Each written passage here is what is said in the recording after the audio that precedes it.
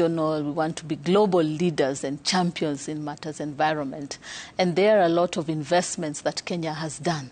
First of all, there's the renewable energy, where we have 92% being renewable energy in Kenya. We also have climate-smart agriculture. And in the Ministry of Environment, you know, the President has told us about the 15 billion tree-growing campaign, which we are really passionate, and we believe that we can be able to achieve and even surpass the targets that have been given. Again, there's the circular economy and also the conservation component using a community-based organization. So there's a lot, and yet we are a climate vulnerable nation. And so we believe we have a lot to share when it comes to best practices. We have a lot to share in leadership, and also in order for us to support when it comes to resolutions and decisions that will be made when it comes to global environmental governance. Right, and CS, you say very rightly that we are a climate vulnerable nation, but this is not unique to Kenya. It is a continent issue. Africa carries some of the highest climate vulnerability. So in terms of Kenya and Africa speaking as one voice, are there plans to champion Africa's collective priorities when it comes to the environment? Absolutely, absolutely. Since we are the host country and we are part of Africa, we will definitely amplify the voice of Africa.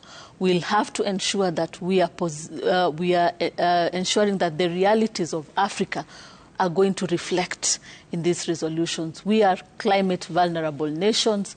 We face rising temperatures. We face erratic rainfalls, among others. And so we need to ensure that our voices are heard. And key, what we need to support and what the African group of negotiators has really called us to support, one of them is climate financing. We need to see predictability. At times the resources are limited, at times they are high based on the global situation, you know, the peace, the stability and all that.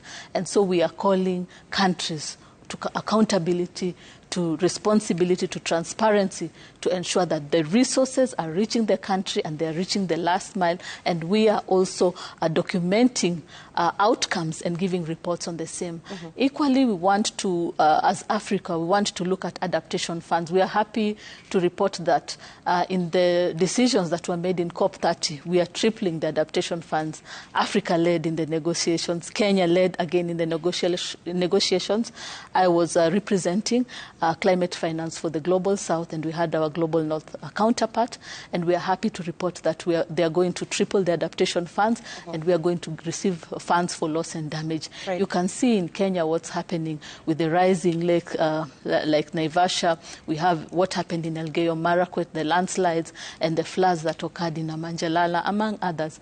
And so we need to ensure that resources are there, because climate change is happening and it has impact not only on the planet but the people. Right. And additionally, what I need to say, Lillian, sorry for cutting you short, is capacity building and technologies transfer. It's not all about bringing technologies to the Global South or Africa. We want also to have that technology transfer, because we need people to be empowered, we need jobs created, and we need our economies boosted through this. Right. I'll take you back to what you're speaking about as regards climate finance.